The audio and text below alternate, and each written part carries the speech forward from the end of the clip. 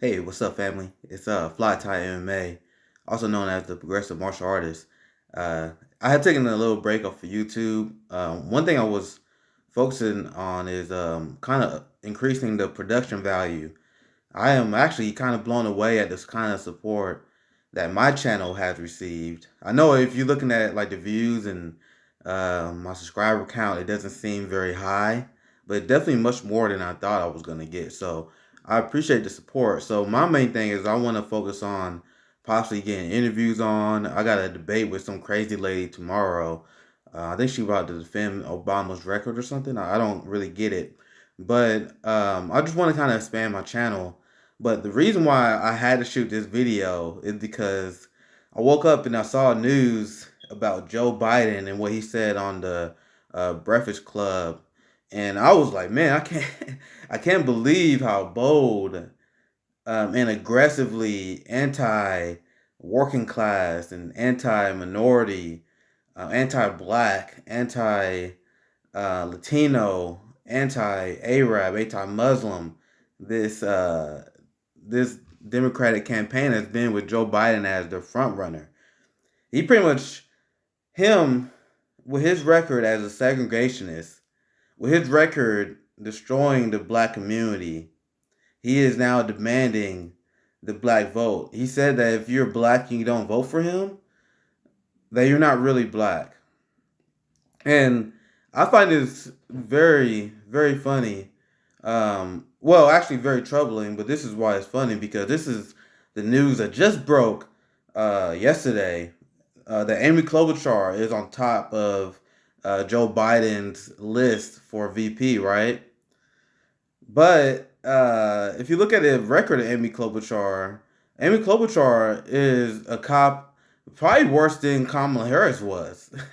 she There was demands from Black Lives Matter and NAACP for her to drop out. That's something that the media was hiding. Whenever they talk about Amy Klobuchar, it would be nothing but praise about how she can gather the Midwestern vote, which is I think that's uh probably like I think that dog whistling for like the white vote, for like the moderate white vote, which they're true. I guess she did get those, but at the same time, she was fifth place in Iowa. So is it really true? But at the same time, the black community hated Amy Klobuchar, and we always hated Amy Klobuchar because she's just another cop. And I wonder why liberals have this fascination with tough on crime prosecutors.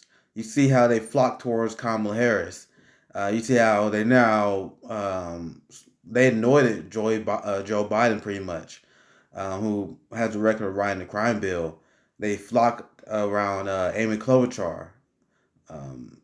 You see how they was trying to elevate Michael Bloomberg. Stacey Abrams was holding water for Michael Bloomberg, and Michael Bloomberg was all for stop and frisk and destroying our communities. So I always find it funny when you have people who act like I'm like some sort of weird guy because I'm black and I don't like the Democratic Party. Look at how the Democratic Party treats the black community. And I stand in solidarity with my Latino brothers and sisters. I saw what the Obama administration, what Joe Biden administration did to their communities and devastated them with their immigration policies, and once again just pushing down basic trickle down economics and trade deals that destroyed all these communities. I stand in solidarity with them as well, but their record with the black community is in particular horrific. And now you see the messaging that they're saying now, the messaging that Joe Biden is sending out, that hey, if you're not on our team, if you're not supportive of Barack Obama, you're not black. And they want to tell us we should vote for lesser two evils. This is the result of the lesser two evils. This is the result of that. The Black Congressional Caucus training black people to not ask more of the government is the result of pushing lesser of the two evils. Every single black leader, every single member of the Black Congressional Caucus should be shamed for for supporting Joe Biden. Supporting Joe Biden should get you primaried, especially if you're a black Congressional Caucus member. Not only because of this, what he's saying right now, that black people lose their black cards, they don't vote for Joe Biden. It's his record. Him and Barack Obama took black wealth and destroyed it under the guise of an economic collapse because they were doing the will of Wall Street. They bailed out Wall Street, abandoned Main Street, and because of black people, it took us decades to catch up in the first place. And one place we was holding our wealth was in our houses. So when Barack Obama took our houses and Joe Biden supported that policy, it crushed us. And when Barack Obama and Joe Biden refused to push a wealth tax where despite white families having 10 times more wealth than black families, that's him abandoning Main Street. That's him abandoning the black community. Him making the Bush tax cuts permanent. When he just could have let it, go away with the sunset clause if he didn't act. That's him abandoning black families. Because if you look at what happened, if you look at the wealth charts and you look at the wealth and income inequality, those policies didn't help us. It helped the white families. It helped white families, right? Then you have Joe Biden's support of the crime bill that locked up black families, that instituted mandatory minimums. These are the policies that went after us. When you look at Joe Biden's support of the bankruptcy bill, there's no one that has more debt than black families and black Americans. If you look at Joe Biden's support of the credit card companies and long history of doing their biddings, guess who's charged most on interest rates? Black people. Also because Joe Biden supported bills that make it harder to prosecute them for fraud as well. That's part of the Wall Street deregulation as well. So Joe Biden has a horrific record on the black community. And he's, because of the Black Congressional Caucus elevating this scumbag, he can walk around with this sense of arrogance that he has our vote locked down to the point where he can challenge our blackness.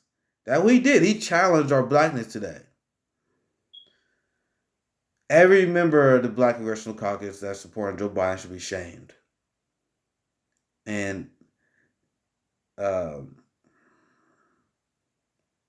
if I have a primary Cleaver, that's what I would primary him on. I don't give a fuck, man. I'll primary them on their support of a segregationist. I'll pull up the quotes. I'll pull up the records, and that's what I will run on. I'll run on their support of bailing out the banks.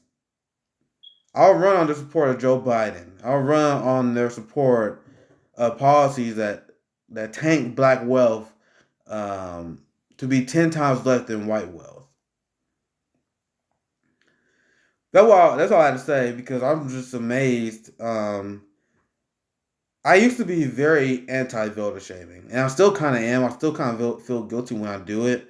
But man, if you see the record of Joe Biden, if you see his language and how he's being like an outward neocon, his rhetoric on China, his rhetoric on Iran, his new policy. He said his language on Israel Palestine has been horrific.